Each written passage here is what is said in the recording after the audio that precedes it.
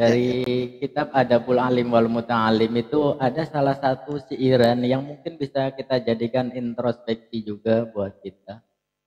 Bahwasanya di situ disebutkan la tanzurunna li athwabin ala ahadin in rumta ta'rifahu fangzur ilal adabi.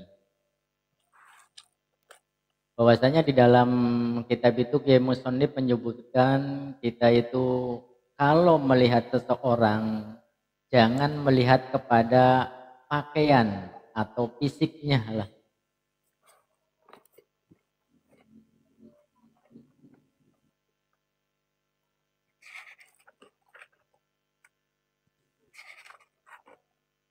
Jadi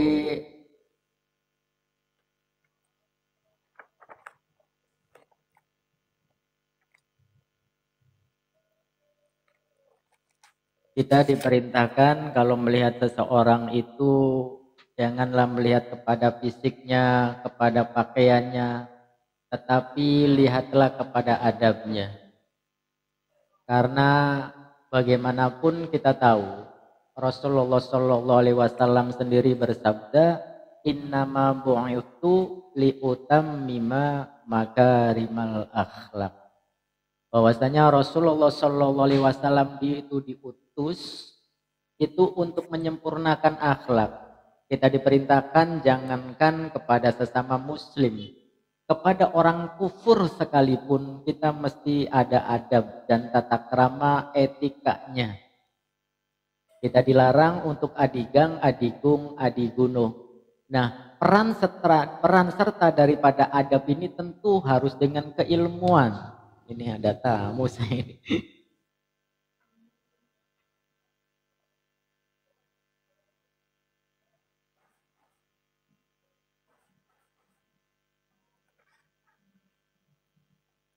Sorry ini ada tamu saya.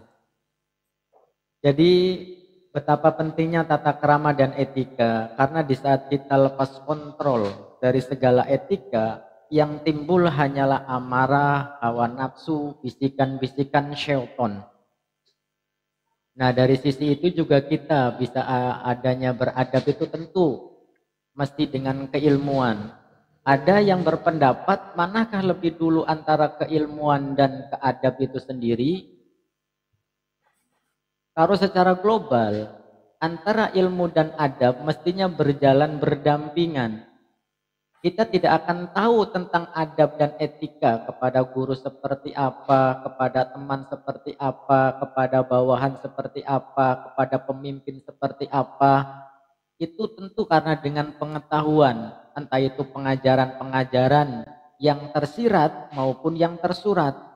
Artinya yang tersirat pelajaran-pelajaran yang kita tampilkan sebagai uswatun hasanah, sebagai teladan, atau dengan tata bahasa, dengan lisan, dengan saling menasehati.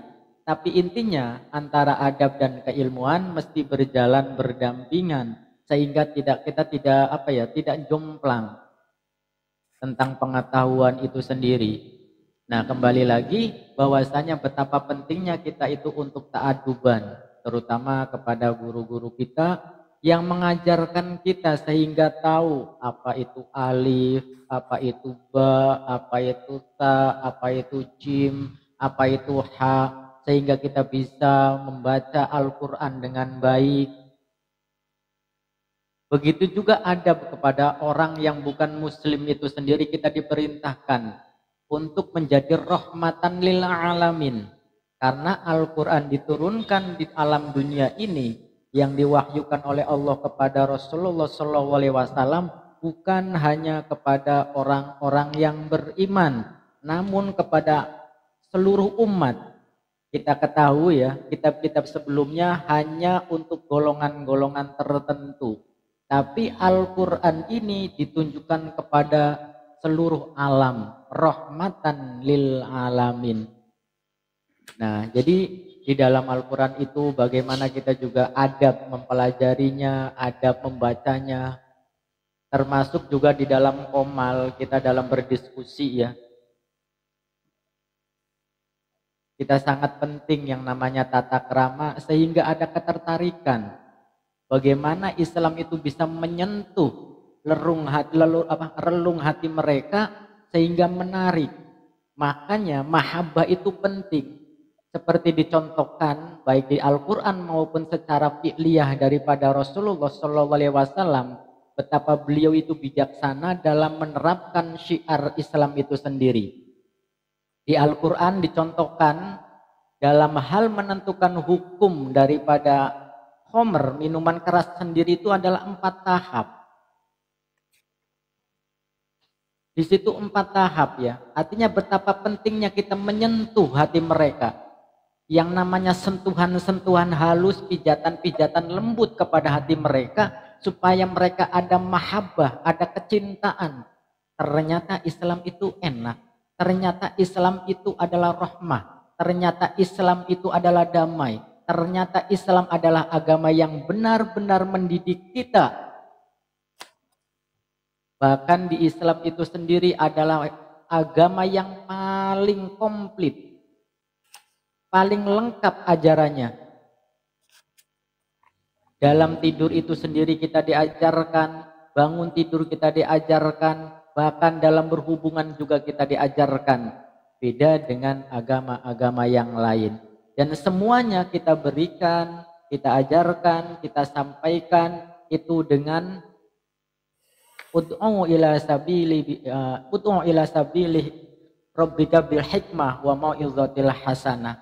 Kita ajak dengan bahasa-bahasa yang bijak, tutur bahasa yang enak sehingga bisa menyentuh hati mereka. Itulah pentingnya di dalam adab. Makanya di dalam ta'lim muta'alim itu, di dalam syairannya bahwasanya kita dalam menuntut ilmu itu sendiri itu punya tahapan-tahapan tertentu. Makanya kita diperintahkan salah satu yang menjadi keutamaan tentang hal itu adalah ilmu itu sendiri. Nah, kenapa di dalam ta'lim muta'alim yang pertama adalah fikih yang diajarkan? Itu artinya salah satu substansinya kita memang diperintahkan untuk adab ya. Salah satu daripada cabang fikih itu adalah kebersihan. Sehingga dengan kebersihan kita itu bergaul dengan seseorang, berhubungan dengan seseorang, berkomunikasi dengan seseorang, berdialog dengan seseorang itu dengan enak. Membawa rahmah, membawa mahabbah tersendiri. Makanya di dalam ta'lim muta'alim itu yang pertama itu mesti kita memahami fikih. Di antaranya fikih itu adalah bab toharoh kan, tentang kebersihan. Bagaimana kita ya mau menyampaikan Islam sedangkan kita dalam kondisi kotor. Nah, kenapa? Apa maknanya daripada di dalam kitab ta'lim muta'alim itu yang dipentingkan adalah fikih? Artinya apa? Kita beradab dulu. Kita bersihkan diri kita. Tafaqqah fa innal fiqha afdalun qaidi ilal birri wat taqwa wa a'dalu qasidi. Karena yang akan memberikan kebaikan, yang akan menuju kebaikan itu dan menunjukkan kepada takwa dan juga menunjuk kepada apa-apa yang kita maksudkan itu adalah karena kita mengerti tentang fikih itu sendiri. Jadi fikih itu bukan berarti dalam satu cakupan aja. Banyak termasuk juga bab toharoh, bab kebersihan. Itu karena dengan bersih, baik itu secara lahir maupun batin, dengan sendirinya kita punya aura tersendiri sehingga bisa menarik dan mengetuk hati mereka. Ternyata Islam sangat detail ya, sangat bersih. Mengajarkan kita tentang kebersihan, cara berhubungan, cara bertata krama dengan orang tua, dengan saudara-saudara kita, kemudian bersilaturahmi. Ya mudah-mudahan hanya itu sajalah. Mungkin sedikit untuk akhir daripada obrolan saya ini untuk berbagi. Fa in kana dza syarrin fajannibhu sur'atan wa in kana dza khairin faqarinhu tahtadi. Ayo, mari kita bersama-sama kalau memang ada keburukan dari teman-teman kita itu sur'atan, fajannibhu sur'atan, maka jauhilah. Fa in kana dza khairin faqarinhu tahtadi. Dan kalau memang teman-teman kita di antara kita ini baik di Komal, di sosial media, baik di Zoom, di Telegram maupun di TikTok, kalau memang ada kebaikan, fa in kana dza khairin faqarinhu tahdadi. Ayo kita dekati, kita berkumpul bersama, kemudian kita saling berdiskusi tentang kebaikan itu. Nah, tadi dengan hal itu mudah-mudahan kita semua menjadi orang-orang yang selalu mendapat hidayah. Wallahu taala bimuradi, wallahu taala bisawab. Mohon maaf kalau ada kekurangan, mohon guru-guru yang lain dilengkapi. Wassalamualaikum warahmatullahi wabarakatuh. Waalaikumsalam warahmatullahi wabarakatuh. Baik. Waalaikumsalam. Nggak ada taman. Silakan teman-teman yang mungkin ada pertanyaan apa yang sudah dinarasikan beliau Ustadz Miftah. Barangkali ada pertanyaan. Ya, saya mau mengkaitkan antara adab ini kan salah satunya kalau saya melihat di bab kelima dari Adabul Alim wal Muta'alim ini ya. Adab kelima itu kan tentang akhlak terhadap dirinya sendiri ya. Adab terhadap dirinya sendiri, saya menarik sifat istiqomah dan muraqabah pada Allah itu dengan syahadat ya. Sampai kapan dan bagaimana cara yang paling baik dengan melihat contoh tadi ya. Apakah dia ketika melakukan itu, si orang tadi tanpa menyebut nama ya, dia sadar nggak dirinya melakukan itu di depan Allah gitu. Nah tentunya ini kan kalau dia ingat itu bahwa dia berbuat di depan Allah, nggak mungkin kayaknya dia tadi itu. Ini gimana Ustadz supaya kita bisa istiqomah, sadar, syahadat, dan sadar kita ini dilihat terus gitu Ustadz. Putus-putus ya suaranya ya. Ini sebenarnya yang bertanya lebih menguasai. Yang bertanya lebih menguasai ini. Apalagi tahu tentang adabul alim wal muta'alim itu. Masya Allah. Saya nanya Ustadz, murni lurus nanya. Karena untuk adabul alim wal muta'alim itu jarang diajarkan kecuali di Cirebon ya. Rata-rata kan ta'lim muta'alim ya, Kang Feli ya. Karena pengarang adabul alim wal muta'alim itu kan dari Cirebon itu. Iya. Monggo lanjut. Lanjut Ustadz.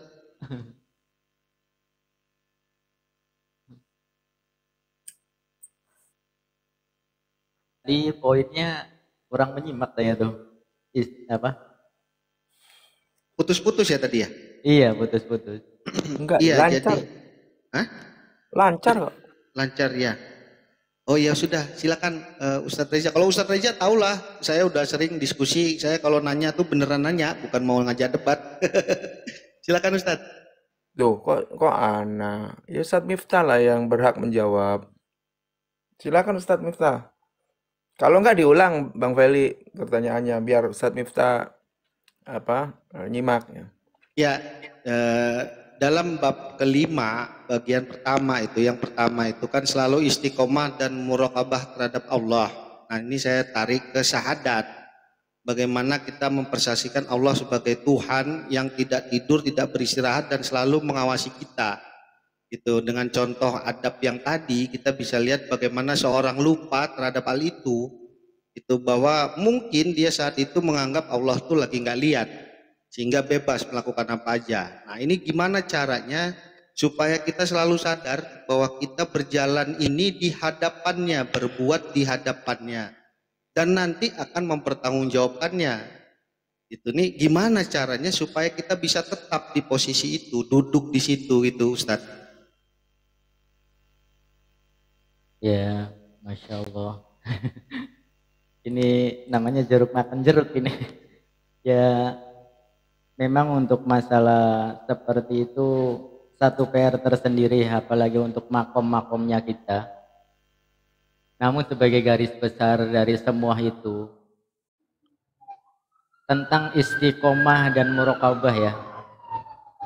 Kemudian kita sangkut pautkan dengan syahadat itu sendiri.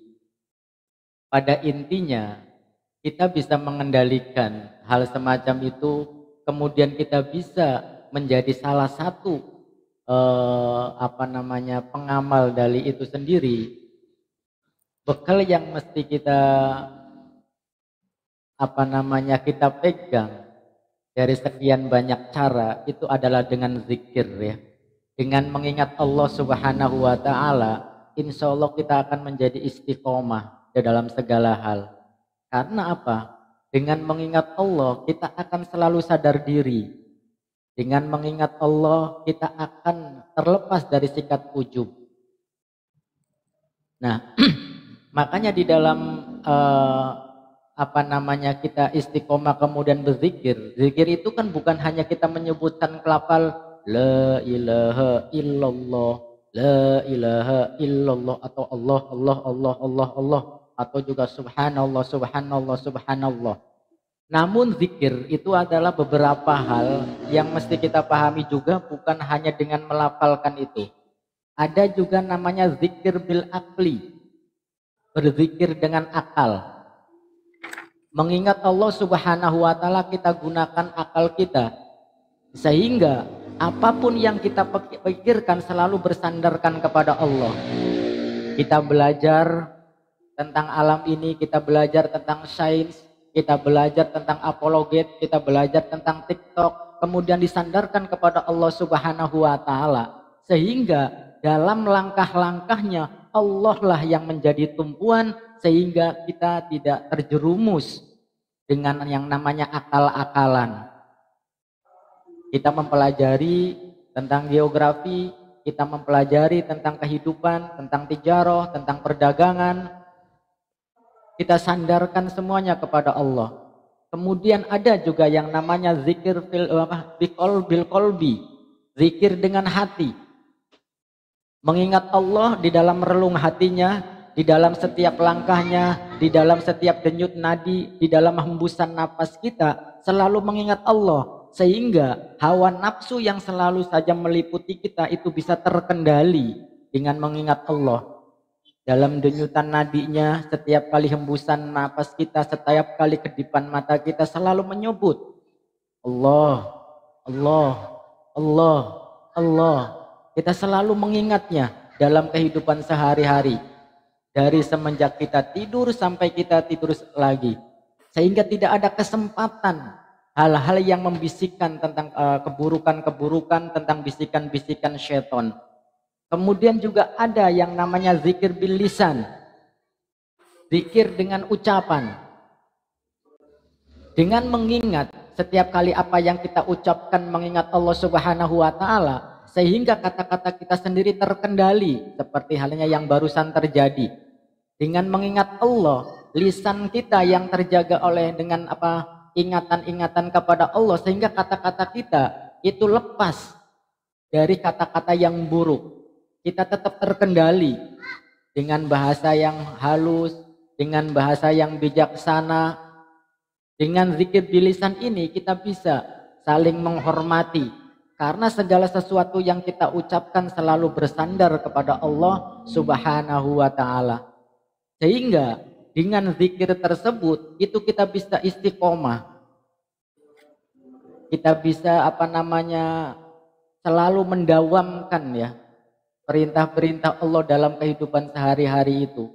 Tentunya hal itu akan bisa lebih mendekatkan diri kepada Allah Subhanahu wa taala.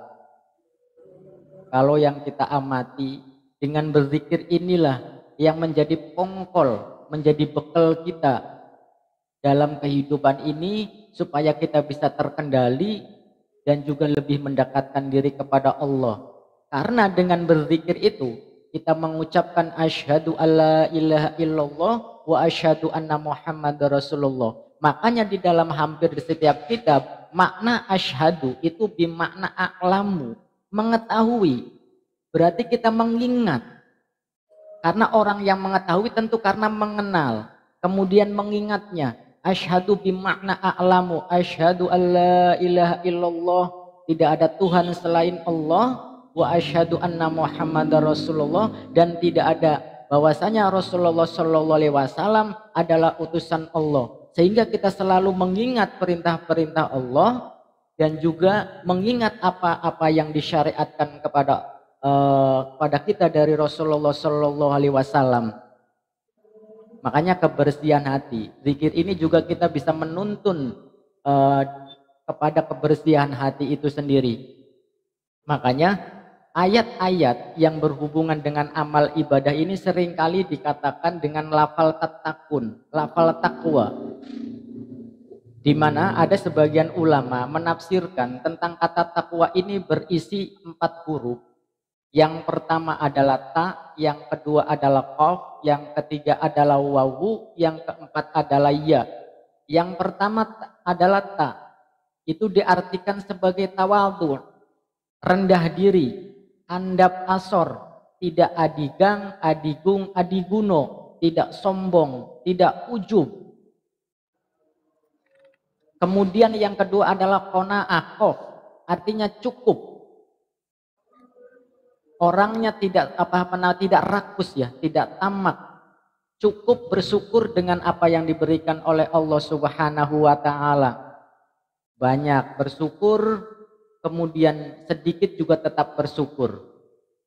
Kita dalam keadaan bahagia juga bersyukur, dalam keadaan terkena musibah juga tetap bersyukur. Kemudian yang ketiga adalah waro, terpelihara. Baik itu dari perbuatan-perbuatan maksiat maupun terpelihara dari hak barang-barang yang batil. Kemudian yang keempat adalah yakin. Hanya dengan keyakinan inilah, hanya dengan modal keyakinan inilah, sehingga apa? Dengan mengucapkan asyhadu alla ilaha illallah wa asyhadu anna Muhammadur Rasulullah masuk ke dalam relung hati kita itu menjadi pondasi keimanan, sehingga kita yakin apapun takdir-takdir kita, ketentuan-ketentuan Allah Subhanahu wa taala baik secara mubrom maupun secara muallak, itu kita terima dengan lapang dada, dengan ikhlas. Insya Allah dengan berzikir itu kita akan menjadi orang-orang yang istiqomah. Ala bizikrillahi tatma'innul qulub. Makanya dalam ayat yang sangat indah itu ya, Allah itu mengundang kita buat orang-orang yang sudah tenang hatinya, tidak ada rasa takut dan was-was itu. Ya ayyatuhan nafsul mutmainnah irji'i ila rabbiki radiyatan mardiyah fadkhuli fi ibadi wadkhuli jannati. Wahai jiwa-jiwa yang tenang, ya ayyatuhan nafsul mutmainnah irji'i, kembalilah. Irji'i ila rabbiki radiyatan mardiyah. Kembalilah kepada Tuhanmu dengan ridho dan diridhoi. Di sini disebut 2 kali ya.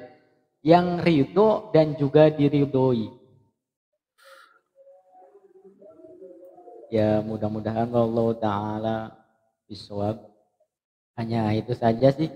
Kurang lebihnya terlalu panjang ini. Oh, Masya Allah. Monggo-monggo madu mohon maaf kalau ada kekurangannya. Masya Allah. Ya, Allah. malah kelebihan itu Ustaz. Iya. Ini yang salah satu bagiannya memanfaatkan ilmu sebagai tangga untuk mencapai manfaat ini Bang Ucil ini ya. Jangan memanfaatkan ilmu seperti itu dong untuk durasi.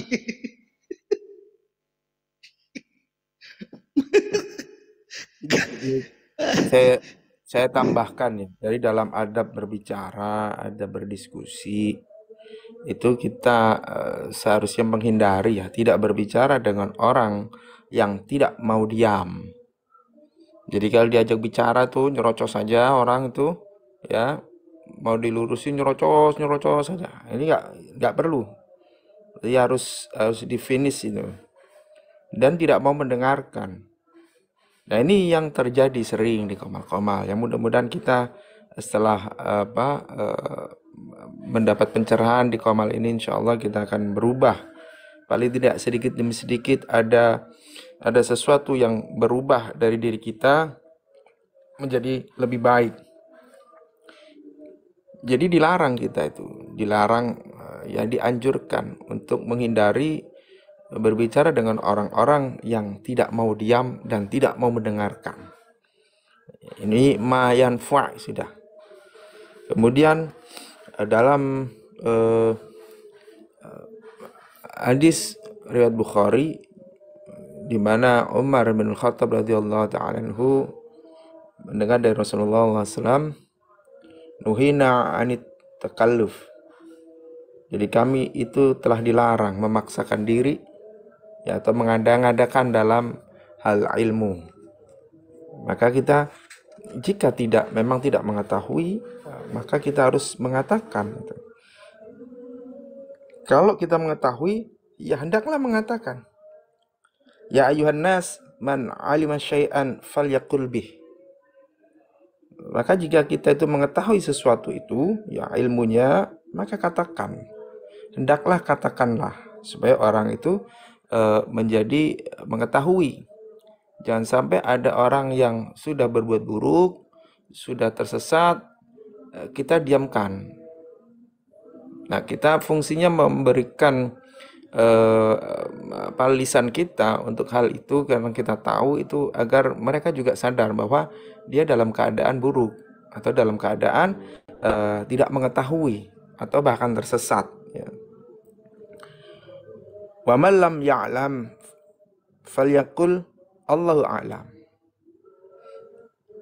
Dan siapa saja yang tidak mengetahui sesuatu itu, maka hendaklah mengatakan Allahu a'lam. Allah lah yang lebih tahu, Allah lah yang paling tahu. Karena mengatakan itu adalah sebuah ilmu juga. Kita mengatakan Allahu a'lam itu ilmu. Sebenarnya ilmu buat kita, buat mereka juga. Karena kita kalau tidak tahu ya katakan Allahu a'lam. Meskipun dengan siapa saja. Meskipun dengan oten. Terlebih lagi dengan saudara kita. Allahu a'lam. Itu adalah adab bagaimana kita berdiskusi, berbicara. Karena sesungguhnya di dalam hadis itu dikatakan bahwa wa man lam ya'lam falyaqul Allahu a'lam itu adalah ilmu juga. Itu lebih selamat dan itu juga termasuk ilmu. Jika tidak boleh kita ini berdebat itu kan ada yang mengatakan dilarang. Makruh gitu. Makruh memang dilarang. Kalau berdebat dengan orang bodoh maksudnya. Kalau bukan dengan orang bodoh ya hukumnya bisa sunnah. Bahkan wajib ketika itu memang sesama muslim kita luruskan. Jadi kalau makruh berdebat ya, mujadalah dengan orang bodoh itu makruh.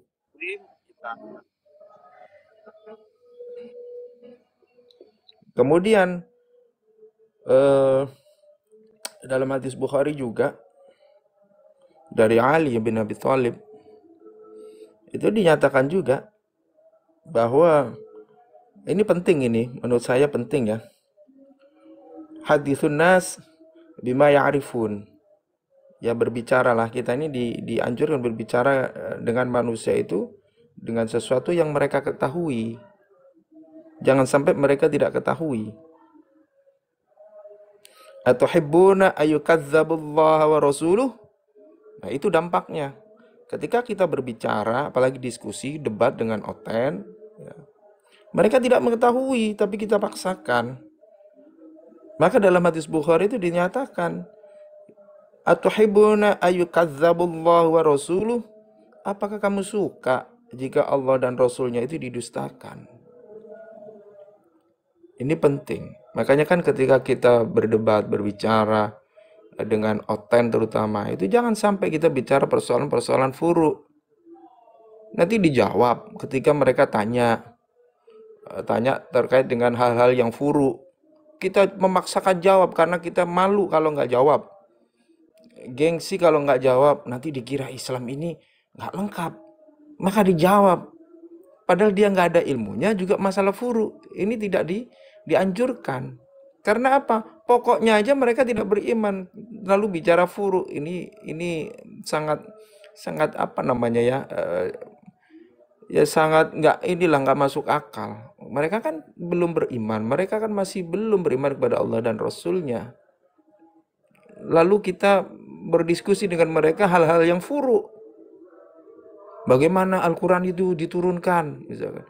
Diturunkan ini bagaimana kok bisa jadi begini Al-Quran itu di zaman Sayyidina Utsman begini. Udah nggak perlu itu. Kita jawab sebenarnya nggak perlu. Apalagi kita nggak punya ilmunya. Kalau punya ilmunya oke lah untuk sebagai wawasan ya, wawasan. Asal yang bertanya ini adalah orang-orang yang mau mendengarkan dan mau menjawab pertanyaan kita. Ya kalau tidak, aksan nggak usah ditanggepin. Karena adab berbicara itu tidak seperti itu. Rasulullah SAW tidak menganjurkan berbicara dengan mereka persoalan-persoalan furu. Terlebih kita yang tidak mempunyai ilmu. Maka yang pantas berbicara dengan mereka adalah persoalan-persoalan yang mereka ketahui. Misalkan alam semesta. Misalkan konsep teologinya, konsep ketuhanannya. Itu bagus karena mereka sama-sama punya otak, punya akal yang bisa berpikir. Ketika kita masuk dalam ranah-ranah yang furu, ya, nah itu akibatnya nanti mereka akan mendustakan Allah dan Rasulnya, dan mereka bisa menghujat.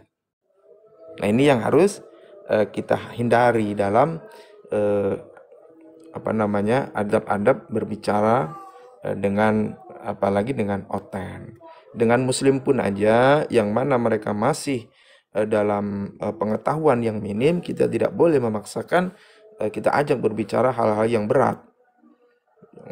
Yang membutuhkan berpikir keras, berpengetahuan luas, padahal pengetahuannya sangat sedikit yang kita ajak bicara. Maka harus proporsional. Itulah Nabi mendidik kita. Bagaimana Nabi menjawab pertanyaannya orang Badui, bagaimana Nabi menjawab pertanyaan Sayyidina Abu Bakar, itu berbeda. Tidak selantas semuanya sama. Nah itu adab-adab yang sudah diberikan beliau SAW dalam contoh-contoh berbicara, adab berbicara, seperti itu. Ya cukup itu tambahan. Silakan yang lain.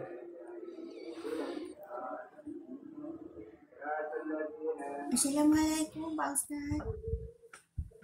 Waalaikumsalam warahmatullahi wabarakatuh. Silakan. Pak Ustaz, maaf tadi saya nggak dengar huruf itu apa, karena saya baru masuk kamar, baru istirahat, jadi nggak dengar Pak Ustaz. Mohon penjelasannya. Terima kasih. Saya kok suaranya kecil banget ya? Apakah yang lain sama nggak? Ya kecil suaranya, Iya, suaranya nggak kecil, kedengaran. nggak kedengaran. Udah dengar Pak Ustaz? Udah dengar. Ya dengar tapi nggak Ini jelas. sudah saya full kan? Ini sudah saya full kan sekali. Deketin, Nggak deketin deket, jauh itunya. Udah, ke bibirnya, deketin. Ini pakai headset Bluetooth Pak Ustaz. Iya Pak Ustaz. Nah, Huruf itu. cabang, Terima kasih.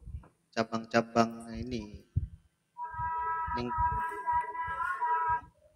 Yang bilang cabang-cabang apa? Saya nggak paham karena saya baru masuk kamar, jadi nggak jelas. Ya cabang-cabang. Masalah Ustadz aja silakan. bertanya masalah furu. Furu itu masalah cabang, Mbak Nisa. Kalau usul masalah pokok. Jadi masalah cabang-cabang, masalah furu, ya tidak perlu kita diskusikan dengan oten. Karena nggak ada manfaatnya, karena mereka tidak beriman kepada Allah dan Rasulnya. Maka kita harus bicara dengan mereka itu diskusi tentang konsep teologi. Misalkan kalau mereka bicarakan Tritunggal, Trinitas, kemudian natur atau apa, nah itu adalah konsep teologi yang boleh kita bicara dengan mereka. Dengan misalkan Islam menjelaskan bagaimana eksistensi Tuhan yang sesungguhnya, siapa yang layak menjadi Tuhan, siapa yang layak disembah. Nah itu boleh kita berdebat dengan mereka, berbicara dengan mereka, diskusi dengan mereka. tentu dengan cara yang ahsan. Cara yang ahsan itu kembali kepada Al-Quranul Karim wa sunnah Rasulullah sallallahu alaihi wasallam. Ya izin Ustadz, ini kan bukannya mengatakan lamanya saya diskusi ya, tapi memang kita beda-bedakan juga Ustadz antara oten yang memang bertanya ingin tahu dan oten yang memang cuma ingin cari celah. Nah, kalau saya pribadi itu saya berusaha merasakan dulu hawanya dari kalimatnya. Kalau hawanya ini memang ingin tahu, ada beberapa oten itu yang bisa berjam-jam itu bertanya terus tentang kejelasan. Jadi bukan mencari celah Ustadz. Memang ini perlu apa ya? Mungkin perlu jam terbang sehingga bisa tahu ini memang pingin tahu atau enggak, atau cuman pingin nguji. Mungkin dari pertanyaan keduanya udah ketahuan. Ini pingin nyari celah, pingin balikin aja gitu loh dari kalimat itu yang keduanya. nggak saya kuasai itu, Bang Feli. Itu saya nggak kuasai itu. Memang Ya, betul ya, karena bahasa yang masyhur sih mungkin mereka itu cari pembenaran daripada kebenaran gitu kan ya. iya, Kurang lebihnya gitu. tapi memang ada Ustadz, ada orang-orang yang memang sudah terbuka sedikit, dia pingin tahu benar. Atau mungkin dia pingin tahu benar supaya memahami perbedaannya dulu mungkin antara agamanya dengan agama Islam ini apa sih. Ada memang orang-orang yang pingin tahu. Nah kalau itu saya mau berjam-jam menjelaskan itu. Dan itu biasanya juga saya terhenti di 15 menit pertama itu udah ketahuan kok. Dia ini mau ngapain tuh ketahuan sebenarnya di 10-15 menit pertama gitu. Itu Ustadz, ya, izin, Afwan. Iya, maksudnya begini Bang Feli. Ketika yang Bang Feli jelaskan barusan, yang pertama, yang pokok, mereka sudah tidak mampu menjawab. Mereka masih belum mengimani, oke, tapi mereka sudah tidak mampu mendebat lagi gitu. Jadi konsep teologi itu dulu. Baru ketika dia sudah tidak mampu menjawab bahwa apa yang kita jelaskan, Tuhan yang sesungguhnya, Tuhan yang layak disembah adalah Allah, mereka tidak bisa membantah, dan hanya Tuhan itu harus ahad, harus esa, ya, tidak ada lagi Tuhan selain Allah. Nah, mereka kan sudah tidak mampu menjawab lagi. Artinya mereka belum beriman, tapi mereka tidak mampu menyangga itu. Maka boleh menjelaskan yang lain gitu. Jadi masalah furuknya, perbedaan, komparasi, oke, silakan. Tapi kalau ketika langsung kita diskusi dengan mereka persoalan-persoalan cabang tadi, maka itu tidak dianjurkan. Karena hanya membuang waktu, akan percuma ketika menjelaskan furu yang menjelaskan yang pokok, tidak. Gitu maksud saya begitu Bang Feli.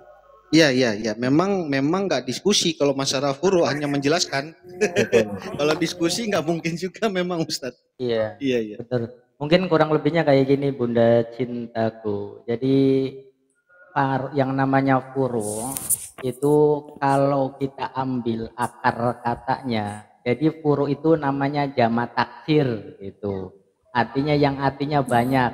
Jadi far'un itu kalau menurut lugha, menurut bahasa itu artinya cabang gitu. Artinya ranting gitu ya, cabang.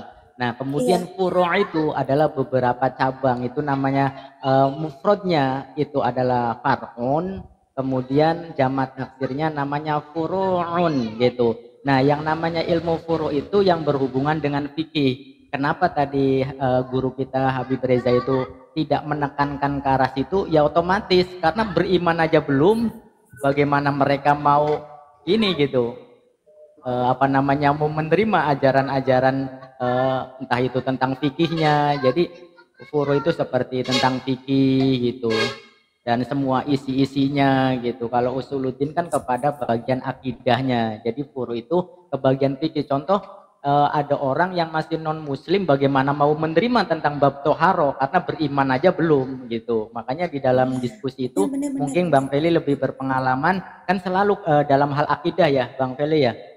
Iya Ustaz. Arahnya itu iya, karena masalah furu itu ya bisa dipahami kalau memang orangnya sudah masuk Islam itu sendiri itu asal kata dari furu. Kalau kata Bang Feli barusan di DM ini sama Bang Feli, jamak taksir katanya gitu furu itu. Dari mufradnya far'un itu kalau ngaji sorofnya itu. Itu Iya, hanya di belajar nahwu ngaji nahwu sorof. sorof. Iya betul, Masya Allah. Inilah untungnya Islam ya. Kita saling mengisi dengan para guru-guru kita, bisa sambil belajar. Kayak saya yang pakir ilmu ini juga ada guru-guru kita sehingga bisa mutolaah gitu ya, dan mengingatkan gitu. Makanya ya untuk hal itu di dalam kitab kalau nggak salah saya sudah pernah mengungkapkan kenapa selalu saja berhubungan dengan kata takwa, kemudian juga tentang zikrullah. Karena di dalam kitab Jauhar Maknun itu di Jauhar Maknun ya tentang ilmu balagho itu saya teringat terus itu kata-kata daripada Sayyidina Abu Bakar itu yang aqyasul aisil tuqo wa ahmakul hamkil fujur wa asdaqus sidqil amanah wa aqzabul kadzibil khiyanah.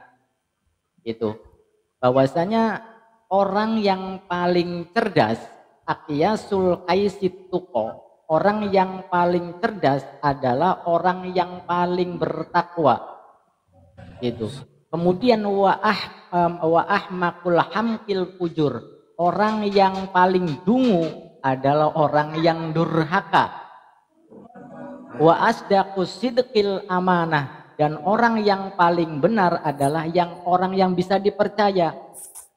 Itu. Kemudian wa akzabul kadzibil khiyanah, dan orang yang paling dusta adalah orang yang berkhianat. Gitu. Ya mohon maaf, wallahu taala bimuradih.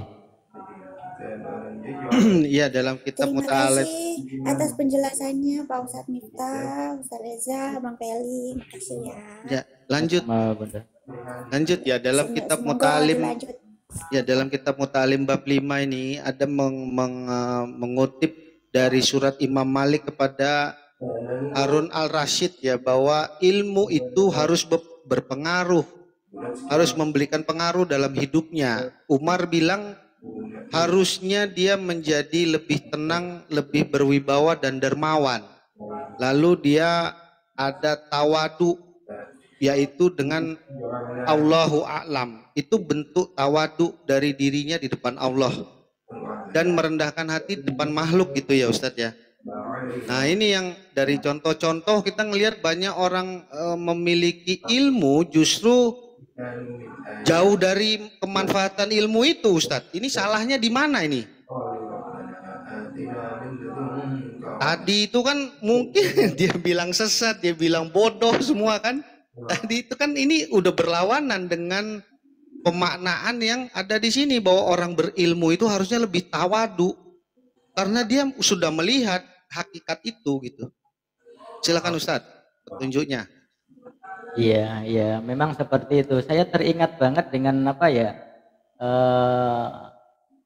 Tuahnya dari Syekh Syarif Hidayatullah itu dengan bahasa Jawanya bahwasanya ring widya wisatul ya dini kang anak biasalah sing sampeneh yan tanjerna tikong binojana hatur wasyah temahu yadaya. Seperti itu. Kira-kira paham nggak? Ya udah pasti enggak lah, kurang batas. Lanjut Ustaz. Bahwasanya mulutnya orang yang bodoh itu seperti bisa ular gitu.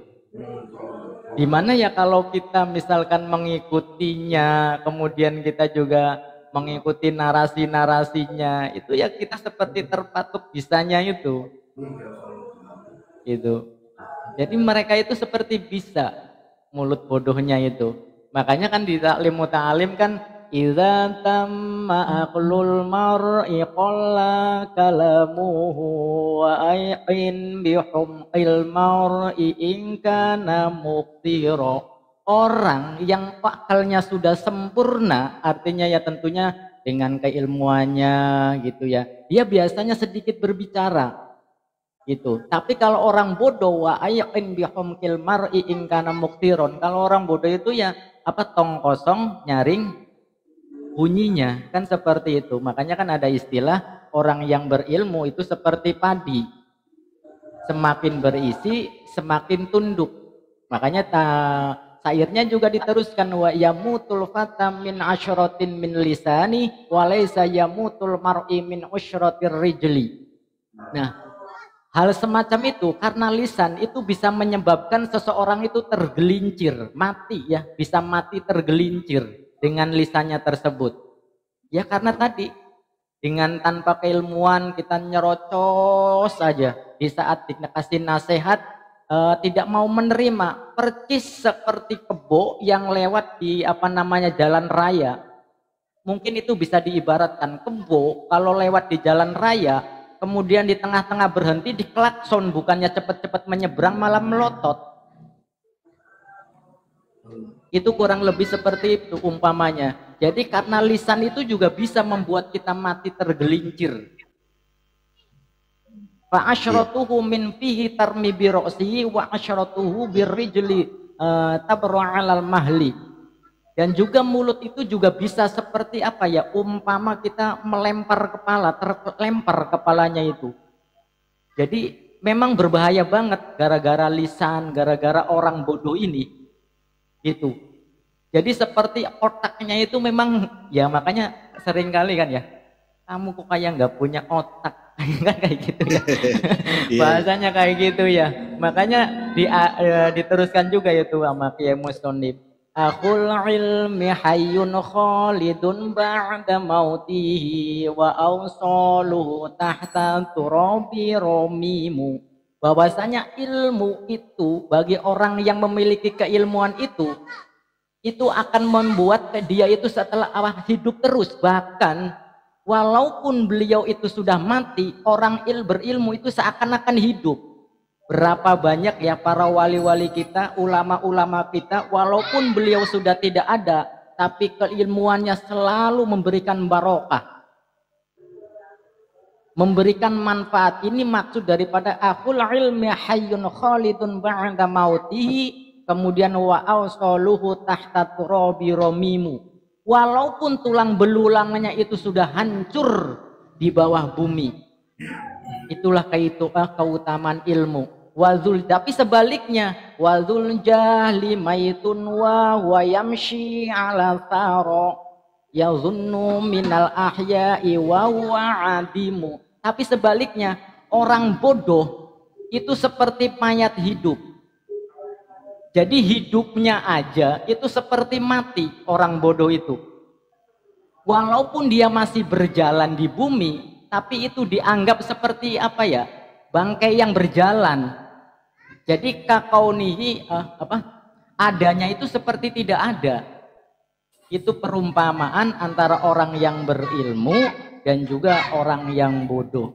Makanya kita mesti pintar-pintar ya dalam bergaul itu. Seperti tadi kita mesti bisa mengambil manfaatnya.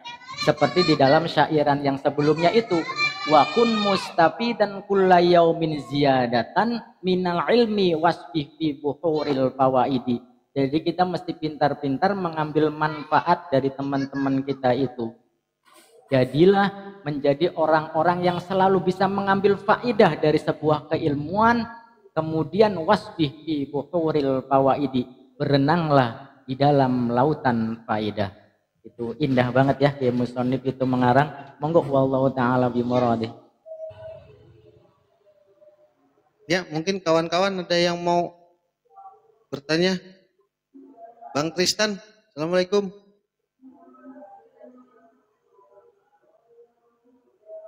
Bang Tristan, Assalamualaikum. Ya. Monggo. Ini Ustadz juga ini Bang Tristan ini.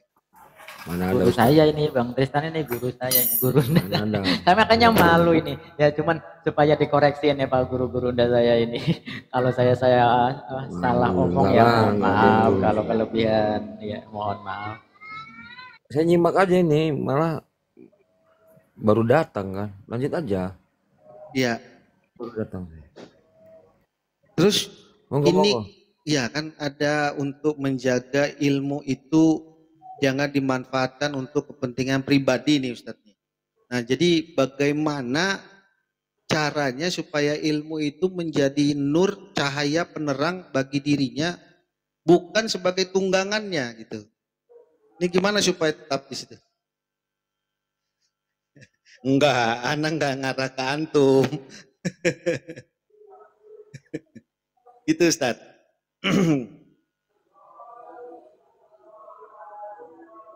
guru-guru yang lain dulu Bang. Ini Kang Habib, monggo yang lain, monggo beri kesempatan yang lain.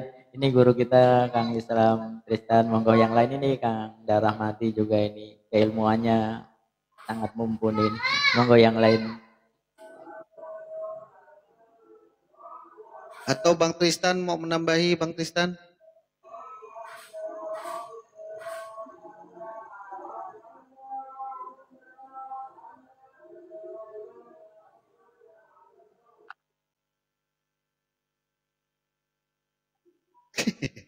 Ngitung durasi terus. Nah, ini pertanyaan Ana ini.